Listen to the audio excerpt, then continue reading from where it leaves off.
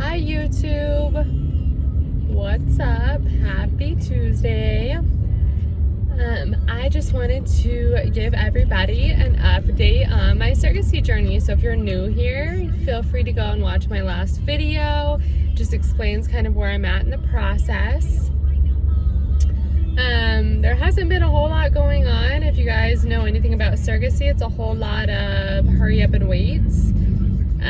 So basically, after my last video I had posted, my IVF clinic had come back and said they actually didn't have all of my medical records, and they had asked me to request some more, which I did, but with it being the holidays at the end of December, it took what felt like forever.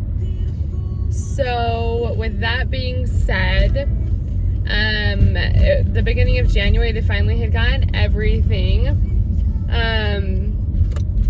So that was good. And then I had some minor preterm contractions in my last two pregnancies that never led anywhere. I delivered both babies full term. It was never that big of a deal. However, I did go to the hospital, and with my son, I was 26 weeks, and I went in because I hadn't been feeling him move. And when I went in, they hooked me up to the monitors, and apparently I was having contractions, but I didn't feel them. And then I think with all the stress of them saying I was having contractions, then I really did start having contractions that I could feel. And that hospital is not capable of delivering a baby at 26 weeks. So they air vac'd me in a helicopter from one hospital to another that was capable of delivering. However, after being monitored for so long, they let me go home because I wasn't progressing, and so that was fine. And then with my daughter, I had contractions the whole time as well, my whole pregnancy. However, my doctor just said it was my uterus being irritated, and we left it at that. Delivered her full term. I was actually induced at 39 weeks because I wanted to be.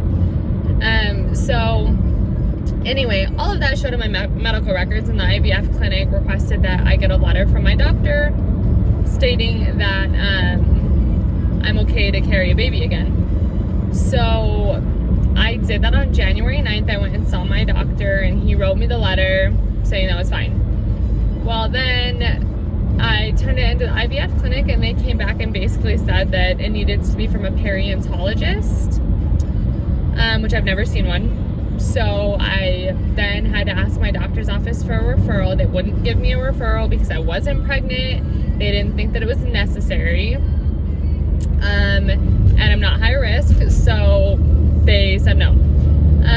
So then I had to wait for the IVF clinic to give me a referral, and I went and saw that doctor on January 21st, so a week ago.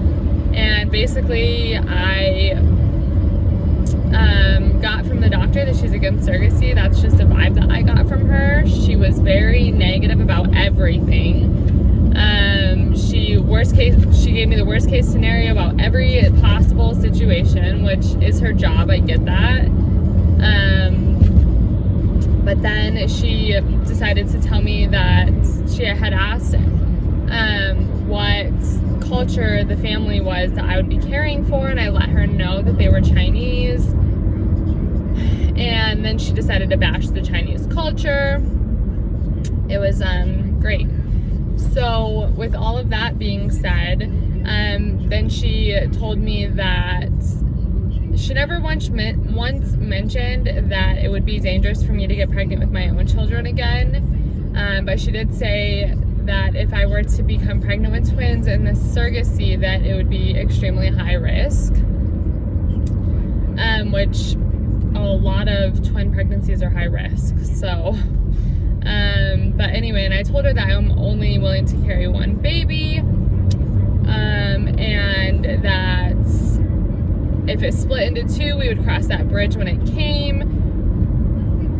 Long story short, I swear she was against surrogacy.